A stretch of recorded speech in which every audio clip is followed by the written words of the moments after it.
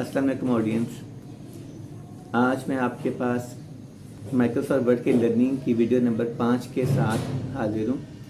आज की इस वीडियो में हम सीखेंगे कि माइक्रोसॉफ्ट वर्ड में टेक्स्ट की अलाइनमेंट कैसे करनी है और इसके साथ साथ टेक्स्ट इंडेंटेशन कैसे होगी वो सीखना है। सो आपसे रिक्वेस्ट है कि आप इस वीडियो को कम्प्लीटली देखें और आई एम श्योर ये आपके लिए बहुत फ़ायदेमंद होगी। तो आइए स्टार्ट करते हैं। अस्सलाम वालेकुम ऑडियंस। आज की इस वीडियो में हम एमएस वर्ड की दो बहुत अहम कमांड्स को कवर करेंगे।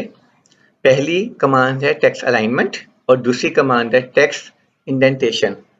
Let us start. Alignment basically है क्या? टेक्स्ट अलाइनमेंट से मुराद है कि आप एमएस वर्ड की स्क्रीन के ऊपर टेक्स्ट की पोजीशन को आप कैसे सेट कर सकते हैं। तीन बेसिक पोजीशंस हैं टेक्स्ट की। उनमें से पहली है लेफ्ट अलाइनमेंट, सेंटर अलाइनमेंट दूसरी पोजीशन है और तीसरी है राइट अलाइनमेंट और एक और है जस्टिफाइड। इन सब का इस्तेमाल फ़र्क है, डिपेंड करता है कि आप किस मकसद के लिए इस्तेमाल कर रहे हैं। बाय डिफ़ॉल्ट जो अलाइनमेंट होती है वो लेफ्ट होती है।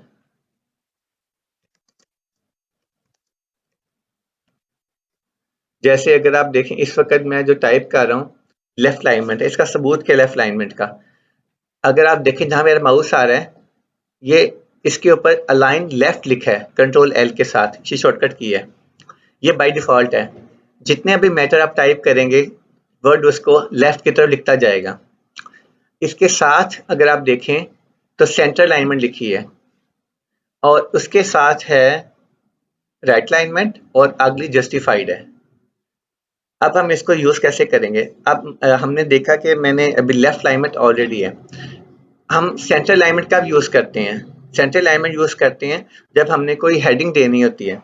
जैसे एग्जांपल के तौर पर ये आपका एग्जांपल 1 फॉर टेक्स्ट इंडेंटेशन है। इसको मैं चाहता हूँ कि ये सेंटर में आ जाए स्क्रीन के, तो इस पर क्लिक करके मैं ऊपर जाता हूँ अलाइनमेंट सेक्शन में, यहाँ पे सेंटर दिखा है, इस पर क्लिक करता हूँ तो ये देखें ये सेंटर में टेक्स्ट आ गई, तो ये सेंटर अलाइनमेंट होगी।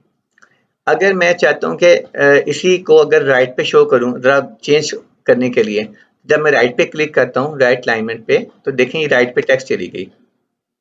तो हमने ये देखा कि लेफ्ट अलाइनमेंट, ये पहली लेफ्ट अलाइनमेंट है, ये देखें ये सेंटर है और ये राइट है। अब इसके अलावा जो चौथी है वो है जस्टिफाइड। जस्टिफाइड का इस्तेमाल कैसे होता है? जब आप लेफ्ट अलाइनमेंट करते हैं तो एक पॉइंट पे आके जब आपके वर्ड्स कुछ बड़े या छोटे हो जाएं तो वो नेक्स्ट लाइन में सिमेट्रिकल नहीं होते। जैसे मैं रफ वर्ड टाइप कर रहा हूँ, रफली, just for the sake of understanding. ये देखें इन वर्ड्स के बाद अगर आप ऐसे के वर्ड देखें और नीचे वाला वर्ड देखें, इनमें सिमेट्री नहीं है, बराबर नहीं है वर्ड। अगर मैं जस्टिफाइड पे क्लिक करता हूँ इस पैराग्राफ के ऊपर रखते हुए, और रिमेंबर वन थिंग, जो अलाइनमेंट होती है ये पूरे पैराग्राफ पे अप्लाई होती है और हमें ये भी पता होना चाहिए कि एक पैराग्राफ और लाइन में फ़र्क क्या है। जब आप किसी भी लाइन के बाद एंटर प्रेस करते हैं तो आपका नया पैराग्राफ बन जाता है। ठीक है, अब इस पैराग्राफ में पूरे पे अप्लाई करना है जो स्टार्ट हो रहा है इन दिस वीडियो से लेकर, और यहाँ पे इस पे मैं अप्लाई करता हूँ जस्टिफाइड। देखिए जस्टिफाइड किया तो तमाम जो वर्ड्स थे वो इक्वली डिस्ट्रीब्यूट हो गए। तो ये इसका इस्तेमाल है जस्टिफाइड कमांड का। सो हमने ये सीखा कि इस वक्त के टेक्स्ट अलाइनमेंट का लेफ्ट, सेंटर, राइट और जस्टिफाइड देख लिया। अब हम सीखते हैं टेक्स्ट इंडेंटेशन। ये एक थोड़ा सा मुश्किल एक कमांड है और इसकी वैल्यू बहुत ज़्यादा है, क्योंकि ऐसे राइटिंग में और बिजनेस कम्युनिकेशन के जब लेटर्स टाइप करते हैं उनमें इनका बहुत इस्तेमाल है। इंडेंटेशन है क्या, इसको समझते हैं। अगर आप देखें मेरा माउस इस वक्त जीरो एक रूलर के ऊपर, इसको रूलर कहते हैं, जिस पे पॉइंट्स आ रहे हैं 1, ये 1 इंच है, 1 सेंटीमीटर है, ये 2 सेंटीमीटर है, ये 3 सेंटीमीटर है। तो ये जो रूलर है ये बेस्ड ऑन सेंटीमीटर मेजरमेंट के ऊपर है। अब इसके स्टार्ट में ये 0 सेंटीमीटर के ऊपर है, 0 सेंटीमीटर के ऊपर लिखा लेफ्ट इंडेंट लिखा है। इंडेंट बेसिकली है क्या? इंडेंट आपका टेक्स्ट का स्टार्ट होता है स्क्रीन के ऊपर, वो पॉइंट है, उसको इंडेंट कहते हैं। अगर हम लेट अस सी एग्जांपल, ये मैंने लेट अस स्टार्ट लफ्ज लिखा है, इसके ऊपर मैं क्लिक करता हूँ और यहाँ पे मैं इस इंडेंट को देखिएगा गौर के साथ। ये हमारे पास एक कमांड है ऊपर वाली टूल बार के अंदर, इंक्रीज इंडेंट लिखा है। इस पे देखें, मैं क्लिक करता हूँ, क्या होगा ये देखें। यहाँ पे क्या हुआ है कि जो टेक्स्ट का स्टार्टिंग पॉइंट था वो 0 से 1 पॉइंट तकरीबन 4 पे आ गया। ठीक है, तो जो टेक्स्ट स्टार्ट हुई, ये बाय डिफॉल्ट उसकी सेटिंग है वर्ड की। इसको हम चेंज भी कर सकते हैं अपने हिसाब से, जहां से मर्जी हम स्टार्ट कर सकते हैं टेक्स्ट को। तो मैं चाहता हूं कि मेरी टेक्स्ट का जो बाकी पोर्शन है वो किसी भी पॉइंट से स्टार्ट हो जाए, तो उसके लिए आपने इंडेंट का इस्तेमाल करना है। इसे लेफ्ट इंडेंट कहते हैं। ठीक है, अगर मैं और इंक्रीज करता हूं तो ये देखें कि आगे जा रहा है। हमारी मर्जी है कि हम इसको जहां से मर्जी इसको स्टार्ट कर सकें। और अगर कम करने के लिए लेफ्ट वाला इंडेंट है, डिक्रीज इंडेंट है, तो ये वापस आपका टेक्स्ट बैकवर्ड चलेगा जहां से आप स्टार्ट कर सकते हैं। तो ये 0 पे आ गया, दोबारा इधर भी 0 आ गया। तो ये है आपका इंडेंट की कमांड। इंडेंट की कमांड इस्तेमाल कैसे होती है, इसकी एग्जांपल देख लेते हैं। सबसे पहले इसका इस्तेमाल हम देखते हैं ऐसे राइटिंग के अंदर। ऐसे राइटिंग में क्या होता है, अगर आप गौर करें, जितने एसेस बनते हैं उनमें हेडिंग के बाद जो फर्स्ट पैराग्राफ होता है वो आपका समटाइम्स ऐसे इस्तेमाल होता है और सेकंड पैराग्राफ आपका ऐसे होता है। अब देखें कैसे होगा। ये 2 पैराग्राफ हैं आपके ऐसे राइटिंग में। बास पॉइंट पे ये होता है कि आपका जो पहला पैराग्राफ है वो आपका आगे से स्टार्ट होता है टेक्स्ट। तो हम इसको अगर देखें, इसको इंक्रीज इंडेंट करता हूँ, तो ये आपका ऐसे इस्तेमाल होता है आपका पैराग्राफ, फर्स्ट पैराग्राफ। और दूसरा आपका वैसे ही रहता है। तो ये इस्तेमाल इसका यहाँ पे आ गया, इंडेंट का इस्तेमाल। ये आपको समझ आ गया होगा। इसको हम वापस नॉर्मल भी दोबारा कर सकते हैं। ये देखें, इस पे मैंने पहले पैराग्राफ पे रखा और दोबारा जब डिक्रीज इंडेंट किया तो वो वापस आ गया। अब दूसरी एग्जांपल जो हम यहाँ पे दे रहा हूँ वो है प्रोफेशनल। अगर आपने कोई लेटर किसी को लिख रहे हैं, उसमें इसका इस्तेमाल बहुत अहम है और ये थोड़ा सा ट्रिकी है, इसको समझना पड़ेगा। लेट्स एक लेटर लिखा है इंडेंट का इस्तेमाल करने के लिए एक शहजाद बुक डिपो को, कि कुछ बुक्स उसने दे दी हैं, कुछ उसने बाकी देनी है। अब हम चाहते हैं कि वो जो बाकी बुक्स हैं वो हमें वापस कर दे और जो बुक्स दे दी हैं उसका बता भी दें उसको, तुमने हमें ये बुक्स दे दी हैं। तो लेटर ड्राफ्ट करते वक्त हमने इंडेंट का इस्तेमाल करना है और इंडेंट के साथ हैंगिंग इंडेंट क्या है वो समझेंगे।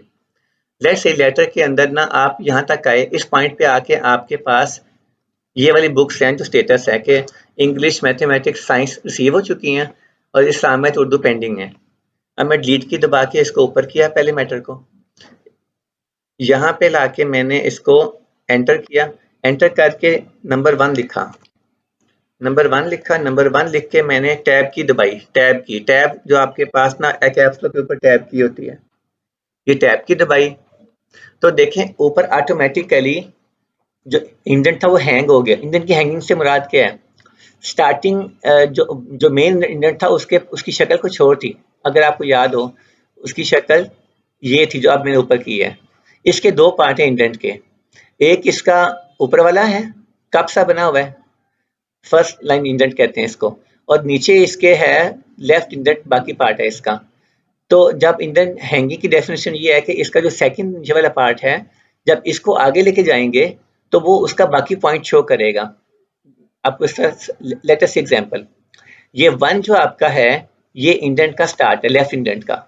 और जो इंग्लिश का ई लिखा हुआ है ये इंडेंट का बाकी पार्ट है, हैंगिंग का। ये देखें, ये 2 हिस्से इसकी डिवाइड है।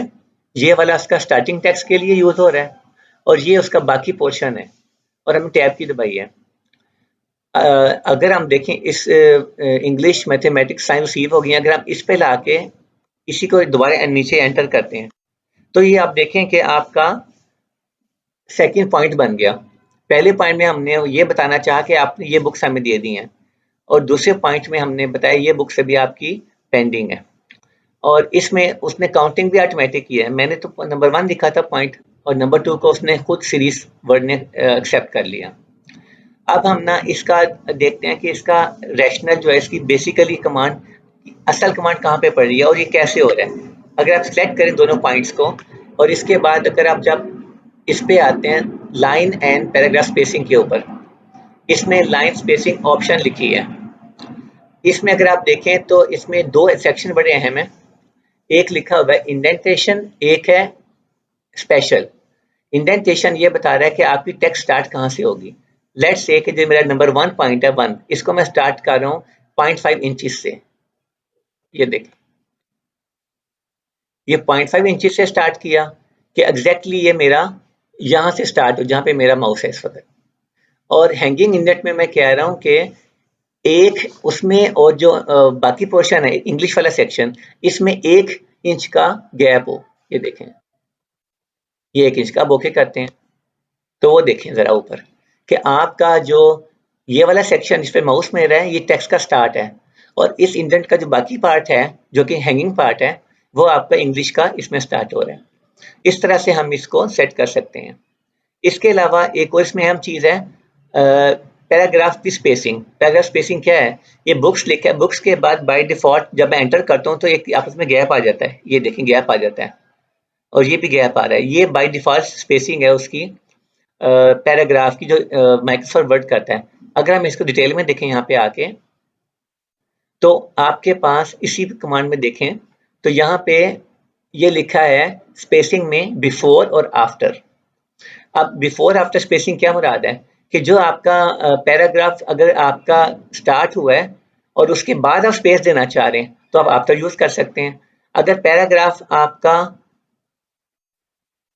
पहला पैराग्राफ है और उसके बाद स्पेस देनी है तो आप आफ्टर, और अगर आपका पैराग्राफ दूसरा और आपने स्पेस देनी है पहले के दरमियान तो आप पहला यूज करेंगे। एग्जाम्पल के तौर पर आप ये देखें कि शहजाद बुक डिपो और सब्जेक्ट, इसमें मुझे गैप चाहिए। मेरा कर्सर इस वक्त सब्जेक्ट के ऊपर है। मैं चाह रहा हूँ कि सब्जेक्ट और जो शहजाद के जो बुक डिपो इसमें स्पेस बढ़ जाए पैराग्राफ की। तो यहाँ पे आके मैंने क्लिक किया स्पेसिंग के ऊपर, और लाइन स्पेसिंग ऑप्शन में जाके मैंने इसमें ऑप्शन बिफोर को 12 कर दिया। ये देखें, इस पे क्लिक किया तो ये आपस में स्पेस बढ़ गई क्योंकि मेरा कर्सर सब्जेक्ट के ऊपर था और मैंने उससे कहा कि इस सब्जेक्ट के ऊपर मुझे स्पेस चाहिए, बिफोर बिफोर स्पेस, तो उसने स्पेस दे दी। अगर मैं चाहूं कि इसके बाद स्पेस चाहिए, जो कि ऑलरेडी वो दिखा रहा है कि आपके पास 0.8 की स्पेस पड़ी है। ये देखें जो ऑलरेडी उसने किया हुआ ये 8 पॉइंट्स है। इसको मैं इंक्रीज करता हूँ, नहीं मुझे ज्यादा चाहिए स्पेस। अब देखें जब मैं इस पे करता हूँ तो ये आपस में गैप, सब्जेक्ट और डियर सर में गैप बढ़ गया। तो हमने स्पेसिंग को पैराग्राफ दो तरह से किया। एक हमने सब्जेक्ट से ऊपर स्पेस बढ़ाई और एक हम सब्जेक्ट के बाद स्पेस बढ़ाई। तो इस तरह से आप ना पैराग्राफ स्पेसिंग कर सकते हैं और इंडेंटेशन कर सकते हैं। आई एम श्योर कि आपको समझ आ गया होगा, लेकिन फिर भी कोई प्रॉब्लम है तो इसको आप प्रैक्टिस करें। यहाँ पे मैं एक और काम करता हूँ कि जो आपका पॉइंट 1 और पॉइंट 2 इनके दरमियान भी हम स्पेस को बढ़ा देते हैं। तो यहाँ पे मैंने पॉइंट 1 पे कर्सर क्लिक किया, इसके बाद मैंने लाइन स्पेस और पैराग्राफ में आया और यहाँ पे आके मैंने इसको जो स्पेस है आफ्टर की, इसको मैंने इंक्रीज कर दिया और लाइन स्पेसिंग में जाके मैंने लाइन स्पेसिंग बेसिकली है कि इन लाइंस के दरमियान स्पेसिंग कितनी डबल कर दी। तो ये देखें यहाँ पे ये लाइन स्पेस बन गई क्योंकि जब आप लगाते हैं इसका इंडेंट लगाते हैं तो फिर पैराग्राफ की सेटिंग इस पे अप्लाई नहीं होती, इस पे लाइन स्पेसिंग अप्लाई होती है। तो आई एम श्योर आपको ये समझ आ गया होगा। चूंकि ये थोड़ा सा मुश्किल कमांड थी इसलिए आपको इस पर ज़्यादा मेहनत करनी पड़ेगी। इससे जो नेक्स्ट कमांड है उसमें हम बुलेट्स और नंबरिंग सीखेंगे जो ऊपर वाली हैं, तो उसको हम नेक्स्ट लेक्चर में कवर करेंगे। सो आई एम श्योर आपको ये पसंद आया होगा। So please rate me. Thank you very much.